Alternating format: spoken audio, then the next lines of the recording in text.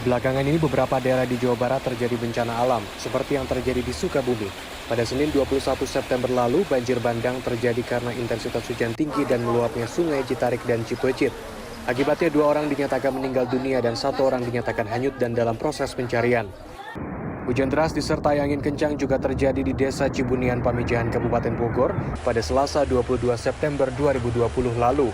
Akibatnya belasan rumah warga rusak dan terendam banjir. Menurut Badan Meteorologi, Klimatologi, dan Geofisika BMKG Bandung, potensi bencana serupa bisa terjadi di 25 kabupaten kota lainnya di Jawa Barat.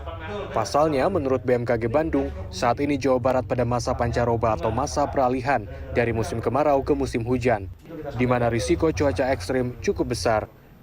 Di masa pancaroba, potensi cuaca ekstrim itu meningkat. Jadi, cuaca ekstrim itu adalah kondisi cuaca yang disebabkan karena adanya awan cumulonimbus atau awan yang gelap berlapis.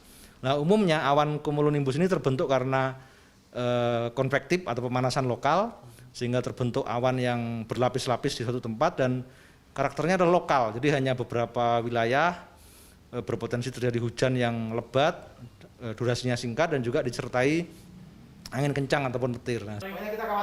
BMKG memprediksi cuaca ekstrim yakni hujan lebat dengan durasi singkat akan terus terjadi di Jawa Barat dalam sepekan ke depan, terutama wilayah selatan.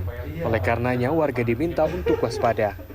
Sementara itu, Badan Penanggulangan Bencana atau BPBD Jabar telah memetakan wilayah rawan bencana di Jawa Barat. Dari 27 kabupaten kota, 14 diantaranya adalah zona rawan, seperti kawasan Garut, Sukabumi, Bogor, Cianjur, dan Tasik. Selain dari pemerintah, warga juga diminta sigap untuk menangani potensi kebencanaan. Masyarakat sudah mulai peduli terhadap perakiraan cuaca. Jadi data-data cuaca, informasi berita di cuaca itu menjadi perhatian. Yang ketiga, kalau memang kondisinya memang bermukim di area misalnya sekitar sungai, di kanan ataupun di dataran yang cekung gitu, yang memang kondisinya rawan banjir, maka bisa secara mandiri membuat alat ukur ketinggian air. Yang dari situ mereka dari pengalamannya akan terlihat kalau di garis mana strip, artinya sudah mulai harus mengevakuasi barang-barang, orang tua, bayi yang rentan gitu. Nanti kalau efek mana memang harus dikolongkan, kemudian mengetahui kemana jalur evakuasi, di mana titik kumpul. Nah itu untuk daerah rawan bencana semuanya sebenarnya sudah kami set up. BPBD Jabar menambahkan, dalam upaya mitigasi bencana di tengah pandemi, BPBD sudah membuat sejumlah skenario penanganan.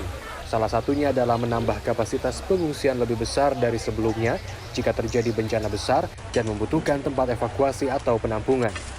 Tim Liputan CNN Indonesia, Bandung, Jawa Barat.